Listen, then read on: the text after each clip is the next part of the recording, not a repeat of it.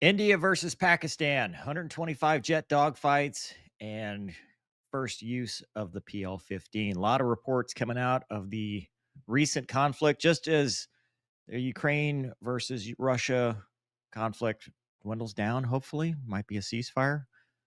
We've got war with Pakistan and India and a lot of claims of air battles that we'll talk about today and see what we can learn. 3, 2, 1, fight off.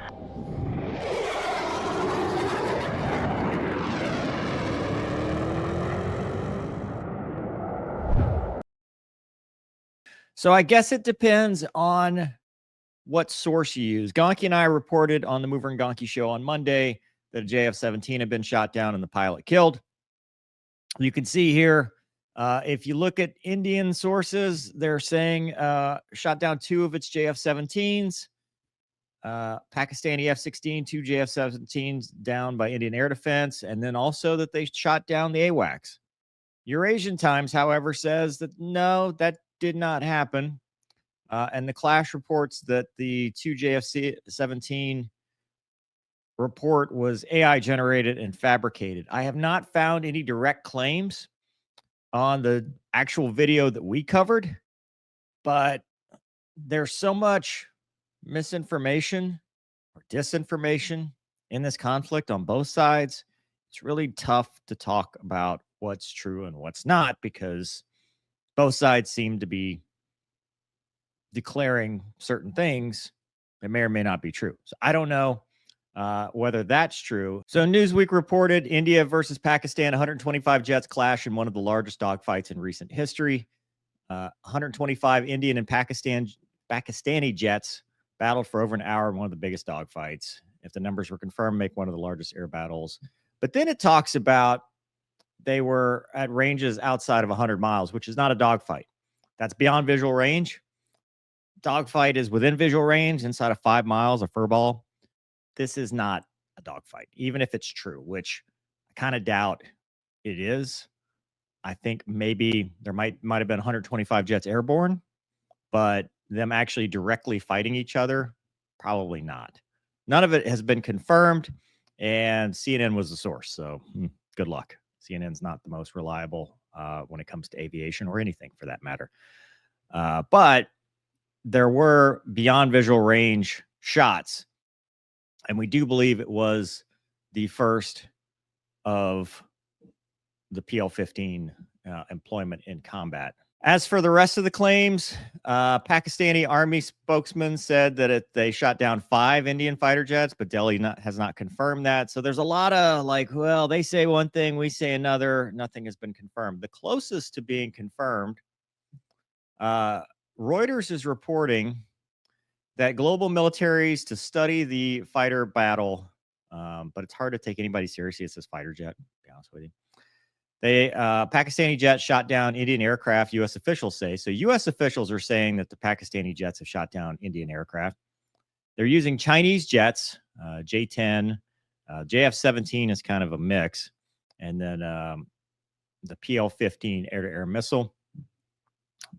Chinese-made Pakistani fighter shot down at least 2. So the Reuters claim is that they've shot down 2 military aircraft, one being a Rafale, making a potential milestone for Beijing's advanced jet.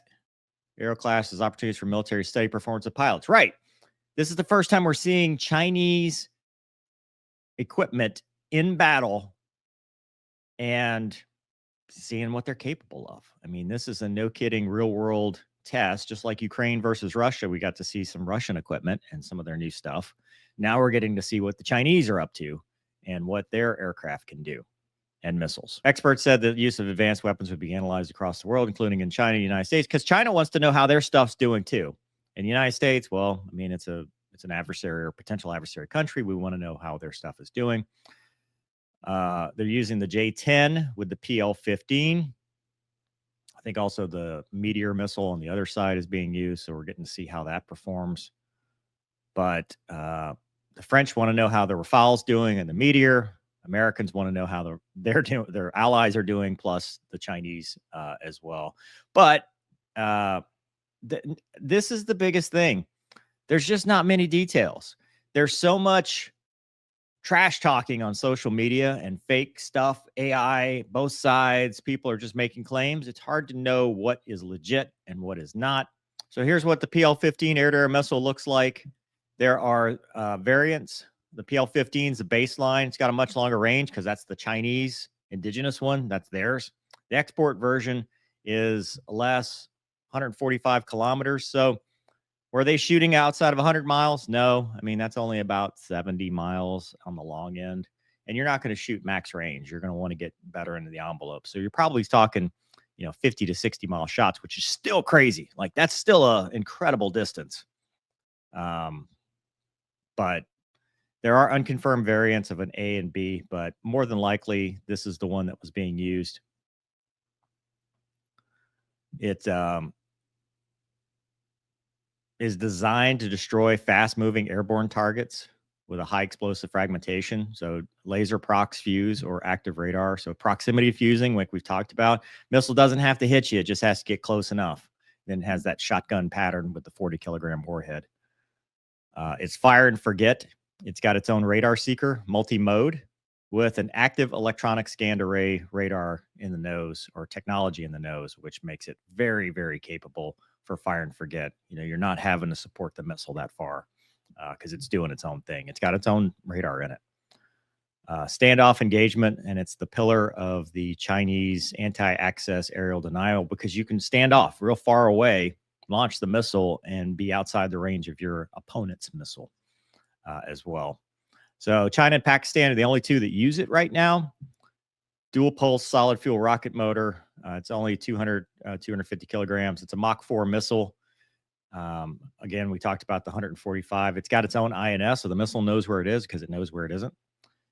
With an ESA, and it can be carried on the J-10, J-16. So the J-10 is what we're seeing, and then the JF-17. I don't think they were putting it on the JF-17. I think if it was shot, it was probably on the J-10.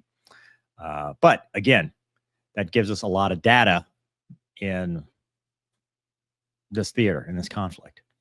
So that's a quick update on what's going on. I mean, you have to decide whether you think it's true or not, and that's probably going to depend on what side you're on. A lot of information is still coming out. We're not going to know a lot of information for a while, but if true, we're going to get a lot of data on beyond visual range capabilities of both sides, whether the tactics that they're using are effective. Because remember, it's not just the missile, but the tactics that you use to employ it, right? A lot of stuff we're going to see. We're going to look at how the missiles performed, how the aircraft performed, what employment tactics that they use, because more than likely with the aircraft, the Chinese probably gave them some, hey, here's the best way to employ this. And then they added their own. So it's not going to be pure Chinese tactics, but it will be something that we can take a look at. And then for the other side, how did it work? How did the French stuff work? How did their countermeasures work? How did their defensive measures work? Missile warning, radar warning, all that stuff. Did they know? Did they have indications? So a ton of data.